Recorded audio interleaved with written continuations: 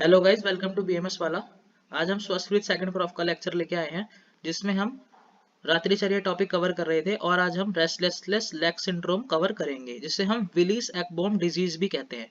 तो restless leg syndrome में क्या होता है? It is a brain nerve sleep condition that cause a strong nearly irresistible urge to move your legs that leads periodically relieved by movement. हमें ऐसी अर्ज होती है, मतलब हमें ऐसी फीलिंग होती है कि हम अपनी टांगे जोर जोर से हिलाएं, अपनी टांगों को मूव करते रहें, और जो कि जब ही ठीक होगी, जब हम उनको तभी रिलीफ मिलेगा हमें जब अपनी टांगों को हम हिलाएंगे। मतलब पर्सन को ऐसा लगता है कि सोते टाइम अपनी टांगे जोर जोर से हिलाए, अब उठते टाइम मतलब जहां भी रेस्ट कर रहा है तो वहां पे उसको स्ट्रॉन्ग अर्ज होती है कि अपनी टांगे हिलाए, जोर जोर से हिलाए, और ये तभी ठीक होगी जब अपनी टांगे जोर जोर से मूवमेंट करना शुरू कर देगा। दो टाइप का रेस्टलेस लेग सिंड्रोम देखने को मिलता है, एक अर्ली ऑनसेट और लेट ऑनसेट। अर्ली ऑनसेट कब शुरू होता है? At the age of 45 before, मतलब 45 साल की उम्र से पहले देखने को जो हमें मिलता है वो होता है अर्ली ऑनसेट स्टेज आरएलएस की।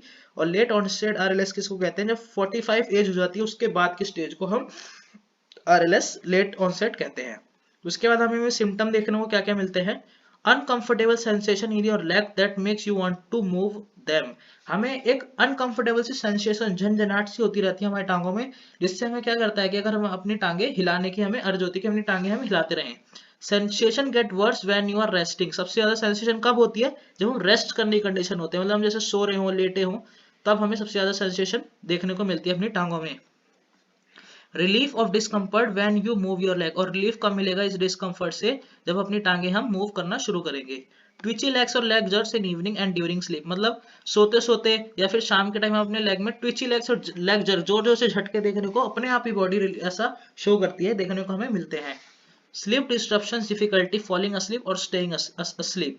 स्लीप डिस्ट्रप्शन देखने को मिलती है, जब हम अपनी टांगे हिलाएंगे, मूवमेंट होगी, तो हमें नींद भी ठीक से नहीं आएगी। डिफिकल्टी फॉलिंग asleep, जैसे बेड पे लेटेंगे, टांगे लेंगे, तो जल्दी नींद भी नहीं आ पाएगी और उठने में भी बहुत प्रॉब्लम होगी। फटीग और डे टाइम स्लीपनेस, थकान होगी, और डे टाइम स्लीपनेस, दिन में सोने को, दिन में नींद आने की जैसी हमें फीलिंग आती रहेगी। बिहेवियर और मूड चेंजेस, मूड भी खराब रहेगा, बिहेवियर भी हमारा वॉयलेंस की तरफ जा सकता है, डिप्रेशन आ सकता है, एंजाइटी हो सकती है, difficulty paying attention, remembering things and concentration. हम अपनी जो रोजमर्रा के काम है, दिनचर्या, उसको फॉलो नहीं कर पाएंगे, चीजें अच्छे से याद नहीं होगी, हम एक जगह चीजों पे कंसंट्रेट नहीं कर पाएंगे। कॉजेस क्या बताए गए हैं?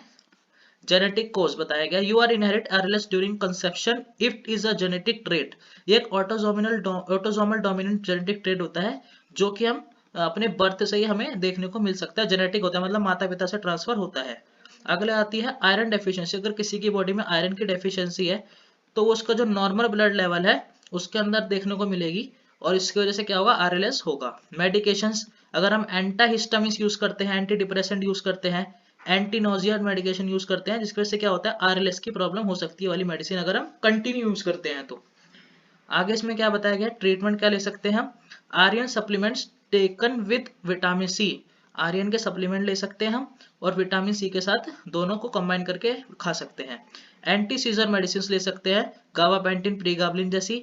डोपामिन अगोनिस्ट ले सकते हैं, जैसे प्रेमिपेक्सोल और रोबिनिजोल ले सकते हैं। Getting regular exercise such as aerobic और वॉकिंग एक्सेट्रा, मतलब जैसे कि हम एक्सरसाइज वगैरह कर सकते हैं, जिम जा सकते हैं, वॉकिंग, जॉगिंग, रनिंग, ये सब कर सकते हैं। इससे क्या है? हमारी आरएलएस प्रॉब्लम ठीक होगी। Soaking your legs in warm tub and applying a heat pad और cold compress to your legs. अपनी टांगों को एक वार्म टब में, मतलब एक हल्के गुनगुने पानी के टब में भिगो के रख सकते हैं, और हीटिंग पैड या फिर कोल्ड कंप्रेस लगा सकते हैं अपनी लेग्स पर, जिससे क्या रिलीफ मिलेगा। रिड्यूसिंग योर ओवरऑल स्ट्रेस, जो हमारी ओवरऑल स्ट्रेस होता है, दिनचर्या किसी प्रकार का स्ट्रेस होता है, उसको कम करने की कोशिश करी जाए। जब वो ऑलरेडी कम होगा तो हमारा ब्रेन भी कम स्ट्रेस में होगा, इसकी वजह से आरएस भी अवॉइड हो सकता है। Avoid caffeine like drinking coffee before bed time. Same जैसे हमने पहले पढ़ा था, बेड टाइम से पहले हमें कॉफी कॉफी वगैरह, कैफीन वगैरह अवॉइड करना चाहिए, नहीं लेनी चाहिए। Try massaging your legs, walking around and stretching. अपनी टांगों को मसाज करना चाहिए, वॉकिंग अराउंड करनी चाहिए, और स्ट्रेचिंग, यानी हमें जितना ज्यादा हो सके उतनी रेगुलर स्ट्रेचिंग और मसाजिंग लेग्स की करनी चाहिए। तो थैंक यू गाइज, इस वीडियो में इतना ही, मिलते हैं नेक्स्ट वीडियो में।